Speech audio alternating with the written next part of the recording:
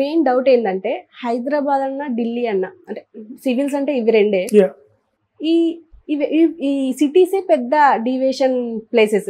ఎందుకు అంటే culture wise కానీ దేని వైజ్ అయినా ఎట్లా చూసినా డివియేషన్ అవ్వడానికి చాలా స్కోప్ ఉంటుంది. మనం చూస్తుంటాం అంటే చిన్న చిన్న విలేజెస్ నుంచి వస్తారు, ఇక్కడికి రాగానే మెస్మరైజ్ అయిపోతారు వావ్ అని. ఆ వావ్లోనే చాలా మంది టైం వేస్ట్ చేసుకునే ఉంటుంది, ఆస్కారం ఉంటుంది. అలాంటి వాళ్ళకి మీరేం చెప్తారు? ఇప్పుడు మోడర్న్ డేస్ లో సిటీస్ డీవియేషన్ అనేది ఐ డోంట్ యాక్సెప్ట్ అండి. బికాజ్ మీరు అడవిలో ఉండి మీ చేతిలో ఒక ఫోన్ ఉంటే you are get deviated. So we are living in a globalized era. Social medias ఇవన్నీ కూడా చాలా పాపులర్గా ఎవ్రీ నూక్ అండ్ కార్నర్కి స్ప్రెడ్ అయి ఉన్నాయి. సో డీవియేషన్స్ అనేవి ఎప్పుడూ ఉన్నాయి, మోడర్న్ డేస్ అనే కాదు ఓల్డెన్ డేస్లో కూడా ఉన్నాయి.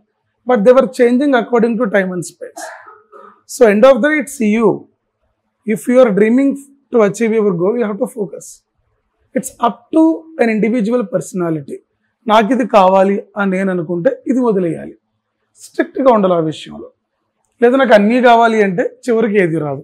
It's not about the place, it is about you. మీరు ఎంత మెంటల్గా స్ట్రాంగ్ ఉన్నారు, మీరు ఎంత ప్రాపర్గా డివియేట్ కాకుండా మీరు అనుకున్న ప్లాన్ ఎగ్జిక్యూట్ చేస్తున్నారు, how much committed you are towards your work, towards your promises, that is very very important.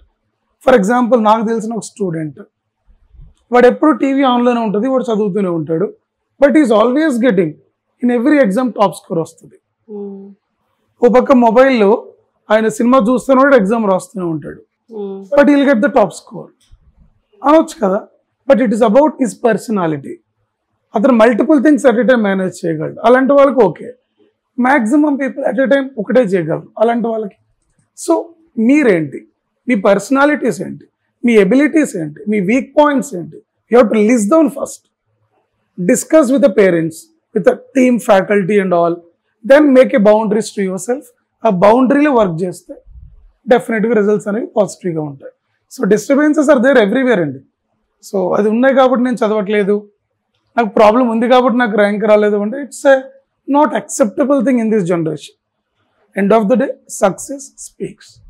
And ఇప్పుడు రావాలనుకున్న స్టూడెంట్ కానీ ఆల్రెడీ ఉన్న స్టూడెంట్ కానీ ఎలాంటి క్వాలిటీస్ ఉంటే ఈ ఎగ్జామ్ని క్రాక్ చేయొచ్చు అంటారు?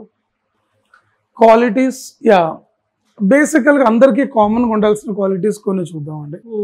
ఒకటి, ఫౌండేషన్స్ చాలా స్ట్రాంగ్ ఉండాలి. అంటే బేసిక్ కాన్సెప్ట్స్ ఏవైతే ఉన్నాయో అన్ని సబ్జెక్ట్స్లో, లైక్ ఎన్సీఆర్టీ అంటాం కదా, ఆ ఫౌండేషన్ చాలా స్ట్రాంగ్గా ఉండాలి. అది స్ట్రాంగ్గా ఉండటానికి కావాలంటే మీరు కోచింగ్ కంటే ముందు, లేదా మీరు డిగ్రీ చదువుతున్నారు, ఇంజనీరింగ్ చదువుతున్నారు, if you have decided to crack UPSC or government exam, ఆ టైంలోనే ఎన్సీఆర్టీ పైన ప్రాపర్గా మీరు చదువుకుంటూ నోట్స్ రాసుకుంటూ లేకుంటే కోచింగ్కి వెళ్తూ డైలీ 1.5 to 2 hours ఎన్సీఆర్టీకి ఆ ఫౌండేషన్ బిల్డ్ చేసుకోవడం వల్ల చాలా ఈజీ అవుతుంది ఎగ్జామ్ క్లియర్ చేయడం. అది ఫస్ట్ క్వాలిటీ ముందు చూపు. అరే నా టార్గెట్ ఇది. ఇప్పుడు మీరు సాఫ్ట్వేర్ అవ్వాలనుకున్నారండి, మీరు 2-3 years ముందు నుండే కోర్సెస్ నేర్చుకుంటూ ఉంటారు. మరి గవర్నమెంట్ ఎగ్జామ్కి కూడా అంతే కదా. సో ఖచ్చితంగా ఈ ఫౌండేషన్ అనేది ఫస్ట్, అంటే ముందు చూపు ఉండాలి. సెకండ్ క్వాలిటీ వచ్చేసి స్ట్రాంగ్ డిటర్మినేషన్ ఉండాలి. ఎన్ని డిస్ట్రాక్షన్స్ వచ్చినా లైక్ ఎ ఋషి, నాకు ఇది కావాలి, నేను చదువుకోవాలి, దీని తర్వాతే ఏదైనా అనే కమిట్మెంట్ ఉండాలి. So strong determination, at the same time commitment towards your goal ఉండాలి. అలాగే కన్సిస్టెన్సీ. ఈరోజు 10 hours చదివా, రేపు ఒక 2 hours చదివా, నెక్స్ట్ డే మళ్ళీ 5 hours, ఆ నెక్స్ట్ 2 days హాలిడే తీసుకున్నా, డజంట్ వర్కౌట్ అండి. Not in the UPSC, not in the government exam, ఏ ఫీల్డ్లో కూడా మీరు బిజినెస్ అయినా లేకుంటే అగ్రికల్చర్ అయినా ఎక్కడైనా సరే inconsistency is a curse. Inconsistency అనేది అది ఒక శాపం. సో మీరు ఒక పని రెగ్యులర్గా చేయడం వల్ల మీరు అసలు ఎక్స్పెక్ట్ చేయని రిజల్ట్స్ వస్తుంటాయి. సో ఆ కన్సిస్టెన్సీ అనేది మెయింటైన్ చేయాలి. లాస్ట్లో డైరెక్షన్, మీరు చూస్ చేసుకున్న డైరెక్షన్. ఫర్ ఎగ్జాంపుల్, ఎక్కడి నుండి నేను అమీర్పేట్ నుండి చైతన్యపురి రీచ్ అవ్వాలి, what are the possible ways to reach my goal within a given time. Bus నడుచుకుంటూ వెళ్ళొచ్చు, బైసైకిల్ యూస్ చేయొచ్చు, మోటార్ సైకిల్, మెట్రో. ఏంటి possibilities? Metro is the best possibility. అలాగే మీరు మెట్రోలో వెళ్తుంటే మీ ఫ్రెండ్ కలవచ్చు, మామ సినిమాకి వెళ్దాం, నెక్స్ట్ స్టేషన్లో దింపేయచ్చు, అటు నుండి సినిమాకి వెళ్ళావు, మళ్ళీ మెట్రో ఎక్కావు, ఇంకో స్టేషన్ ఇంకొక ఫ్రెండ్, అక్కడ దిగేసి వేరే పని చూశారు. మీరు అరగంటలో వెళ్ళాల్సిన డెస్టినేషన్ మీరు వెళ్ళేసరికి ఈవినింగ్ అయింది. ఇక్కడ ఎవరు మిస్టేక్ అండి? మన మిస్టేక్. సో మీరు స్ట్రాంగ్ అవ్వలేరు. He is clear, you wanted to watch the movie, మిమ్మల్ని తీసుకెళ్ళారు. But you wanted to crack the exam, you wanted to finish the targets. మీరు మీ గోల్ సైడ్ వెళ్ళాలి, అతన్ని వెళ్ళనివ్వాలి. సో ఇలా క్లారిటీ ఆఫ్ డెసిషన్స్, మొహవాటాలు, షైనెస్ ఇలాంటివి ప్రిపరేషన్లో పనికిరావు. ప్రిపరేషన్లో మీరు ఎప్పుడు కూడా స్వార్థంగా ఉండాలి. అరే ఈరోజు నా టార్గెట్ ఉంది, నా స్కెడ్యూల్ ఇవి లేవు, సో నేను రాలేను. If it is a too much emergency, friend got accident, then you can change your schedule because that is an emergency. Movie చూడుకుంటే మీరు వెళ్ళకుంటే అతనేం చూడటం ఆపేడు కదా. సో ఇలా బేస్డ్ ఆన్ అంటే ప్రతి సిచ్యువేషన్ని ఎనలైజ్ చేసుకుంటూ డెసిషన్స్ తీసుకుంటూ ముందుకు వెళ్తే ఇక్కడ నుండి అక్కడికి 30 minutesలో అంటే 2 yearsలో ఈజీగా ఎగ్జామ్ క్రాక్ చేయొచ్చు. It's again individual. పేరెంట్స్ అలాగే సపోర్ట్ చేయాలి, టీచర్ అలాగే గైడ్ చేస్తూ ఉండాలి. అంటే పేరెంట్స్, టీచర్ అండ్ స్టూడెంట్స్ ఒక టీం. ఇది ఆ టీం ఒకరి చేతులు ఒకరు గట్టిగా హోల్డ్ చేసుకుంటే ఎగ్జామ్ అనేది ఈజీగా అవుతుంది. దీంట్లో ఏ ఒక్కరు కొంచెం నెగ్లిజెంట్గా లేకుంటే కాన్ఫిడెంట్గా లేకపోయినా ఎఫెక్ట్ అయ్యేది ఎవరంటే అందరూ. మళ్ళీ ఫర్ ఎగ్జాంపుల్ మీరు నా దగ్గర కోచింగ్ తీసుకున్నారు, నా దగ్గర కాదు ఎక్కడైనా తీసుకోవచ్చు. మీరు ప్రాపర్గా చదవలేదు, మీకు ర్యాంక్ రాలేదు. సో ఆబ్వియస్గా ఎందుకు చదవలేదంటే మీరేం చెప్తారు? ఎందుకు ర్యాంక్ రాలేదంటే మీరేం చెప్తారు? నేను చదవలేదు కాబట్టి రాలేదు అని చెప్తారు. అలా చెప్పే స్టూడెంట్స్ అవుట్ ఆఫ్ 100లో 0.5% కూడా ఉండరండి. ఎందుకంటే అంత మెచ్యూరిటీ రాదు పిల్లలకి ఆ టైంకి. ఇన్స్టిట్యూట్ సరిగా లేదు నాన్న, నాకు ఇంకొంచెం టైం కావాలి, వేరే ఇన్స్టిట్యూట్ అంటారు. మళ్ళీ అదే రిపీట్ చేశారు. అంటే ఇక్కడ మిమ్మల్ని మీరు ఎస్కేప్ అవడానికి ఇన్స్టిట్యూట్ని బ్లేమ్ చేస్తున్నారు, మీరు పేరెంట్స్తో అబద్ధం ఆడి వాళ్ళని బ్లేమ్ చేస్తున్నారు. Again you are wasting your time, your money, and you are not learning anything out of this lesson. ఇక్కడ మీరు చేసిన తప్పు ఇంకొకరిపై నెట్టేశారు, అంటే మీరేం నేర్చుకోవట్లేదు అక్కడ. అంటే you are again ready to do another mistake. Obviously 1 decade 10 decades కూడా పెట్టచ్చు ఇలా ప్రిపేర్ అయితే. ఇన్స్టిట్యూట్ బాగుంది, ఫ్యాకల్టీ బాగా చెప్పారు, మీరు ఎక్కడ తప్పులు చేసి యాక్సెప్ట్ దిస్. లేకుంటే ఇన్స్టిట్యూట్లో మీకు ఇది ఎక్స్ట్రా కావాలనిపించింది, వచ్చి అడగండి, సార్ నేను ఇక్కడ వీక్ ఉన్నా, ఇంకొకసారి నాకు ఇది చెప్పించగలరా? Most welcome. వాళ్ళు అడిగిన పిల్లల్ని టీచర్లు గుండెల్లో పెట్టి చూసుకుంటారు. ఎందుకంటే వాళ్ళు టీచర్ పని ఏంటి? ఎవరైనా చదివితే బాగుండు, ఎవరైనా డౌట్లు అడిగితే బాగుండు, ఎవరైనా వచ్చి హెల్ప్ అడిగితే బాగుండు. సో దట్ మేమంతా నేర్చుకొని ఉంటాం కదా. సో ఏమైనా చేస్తే ఇతనికి ఈజీగా ర్యాంక్ వస్తుంది అని మాకు తెలుసు. కానీ స్టూడెంట్ అడగటానికి కూడా చాలా మొహమాటం అని, లేకుంటే అడిగితే సార్ ఏమనుకుంటారో. My dear, we are there to train you. మేమేమనుకుంటాం, ఒకరు ఏమనుకుంటారో వదిలేయాలి. మీకు డౌట్ వచ్చింది వచ్చి అడగాలి, చెప్పే బాధ్యత మాది. చెప్పుకుంటే we will choose another alternate. ఇలా ప్రతి మైన్యూట్ క్వాలిటీ కూడా మీ ప్రిపరేషన్ని, మీ లైఫ్ని చాలా ఇంపాక్ట్ చేస్తుంది. సో ఇట్స్ నాట్ లైక్ కొన్ని ఈ క్వాలిటీస్ 100% అని కాదు.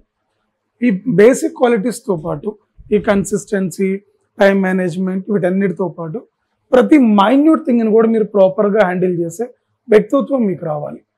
So me preparation begins from changing your personality. So ఇవన్నీ కూడా కరికులం ఇంకల్క్యూట్ చేసి చెప్పించడం వల్ల పిల్లలు అనేది ఈజీగా స్ట్రెస్ లేకుండా ఎగ్జామ్ క్లియర్ అవుతూ ఉంటుంది. సార్ స్ట్రెస్ లేకుండా ఎగ్జామ్ క్లియర్ అవ్వటం ఏంటి సార్ అని మీరు అడగవచ్చు. Probably that would be your next question. But point ఏంటంటే అమ్మా, స్ట్రెస్ ఎప్పుడు బిల్డ్ అవుతుంది?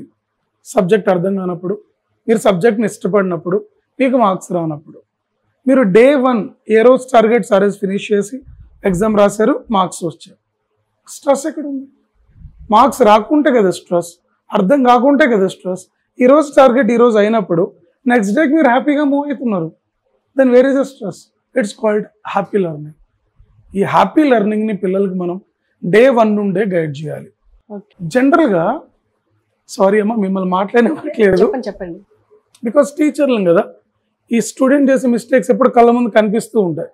జనరల్గా మనం అప్ టు 10th class వరకు పిల్లల్ని చేయబట్టుకుని నడిపిస్తాం.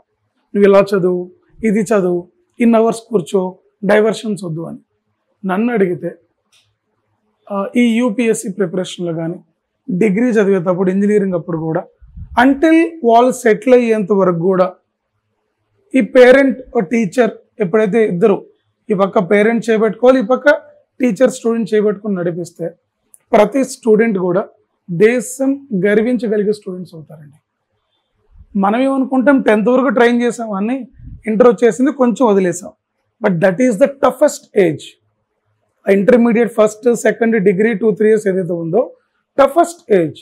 అక్కడ there exposing to the outer world, physically hormonal imbalance and mental imbalance. And ఆ స్టేజ్లో ఎవరు అతను హోల్డ్ చేయట్లేదు. Then automatically he'll divert and many people life got spoiled. So నేనేమంటానంటే వాళ్ళు సెటిల్ అయ్యేంత వరకు కూడా పేరెంట్ టీచర్ ఎవరీ స్టేజ్లో చేయబట్టుకొని మానిటర్ చేస్తూ ఉంటే దెన్ డెఫినెట్గా ఒక దేశం గర్వించదగ్గ ఆఫీసర్ అవుతారు అనేది నా నమ్మకం. ఎందుకంటే ఒక చిన్న ఇన్సిడెంట్ చెప్పొచ్చా? చెప్పండి. India population according to 2021 census, ఇంకా సెన్సస్ రాలేదు, ఒకవేళ వస్తే ఇండియా పాపులేషన్ చైనాని క్రాస్ చేస్తుంది. According to 2011 census, India is the second largest populated country, China is the first. Youth population తీసుకుంటే in the world, India is the largest country which is having youth population. We call it as human capital. Economy సెన్స్లో చెప్పాలంటే human capital. ఇంత large human capital అని మన దేశంలో ఇందుకు economy అనేది ఇంకా వెనుకబడి ఉంది. ఇందుకు స్టూడెంట్స్కి ఇంకా అన్ఎంప్లాయ్మెంట్, పావర్టీ ఇవన్నీ ఎందుకు ఉన్నాయి అని మనం ఆలోచించుకోవాలి. అంటే యూత్ ఉంది, బట్ కాకపోతే డిస్ట్రాక్షన్స్ ఎక్కువ ఉన్నాయి, స్కిల్ అనేది మిస్ అవుతుంది, కెరియర్ ఓరియంటెడ్ మర్చిపోయి ఫన్ ఓరియంటెడ్, లేకుంటే ఇంకేదో social media influence or something else influence, వీటన్నిటి వల్ల వాళ్ళు డిఫ్యూజన్ అయిపోతున్నారు. ఇన్ఫ్యాక్ట్ అదర్ కంట్రీస్ కూడా అదే కావాలి. మీరు గ్లోబల్ వైజ్ తీసుకుంటే India wanted to become top 5 countries in the world. India can become if India use this population properly. But ఎందుకు అవ్వట్లేదు? చైనా నుండి ఒక యాప్ ఎవరు లాంచ్ చేస్తారు, యుఎస్ నుండి ఒక యాప్ ఎవరు లాంచ్ చేస్తారు, అండ్ ఇవన్నీ కూడా గేమ్స్ యాప్స్, బెట్టింగ్ యాప్స్, ఇవన్నీ కూడా ఆన్లైన్ రమ్మింగ్, ఇవన్నీ కూడా డిస్ట్రాక్షన్స్. వీటి వల్ల మన యూత్ అనేది ఆన్లైన్ గేమింగ్ జోన్స్లోను అక్కడ ఎంగేజ్ అవటం వల్ల ఆ స్కిల్ పెరుగుతుంది. మరి లైఫ్ లీడ్ చేయడానికి, దేశానికి మనవంతు కాంట్రిబ్యూషన్ చేయడానికి, కన్న పేరెంట్స్కి మనం ఏదైనా చేద్దాం అనే థాట్ ప్రాసెస్ పోయి పేరెంట్స్ నాకేమి ఇస్తున్నాడు అన్నట్టే చూస్తున్నారు. కానీ అరే మనమేమి ఇస్తున్నాం వాళ్ళకి అనే ఆ ఎమోషన్స్ అనేవి డైవర్ట్ అయిపోతున్నాయి. So that is where though we have human capital, we are not getting the targeted GDP. The reasons are any number. One is this.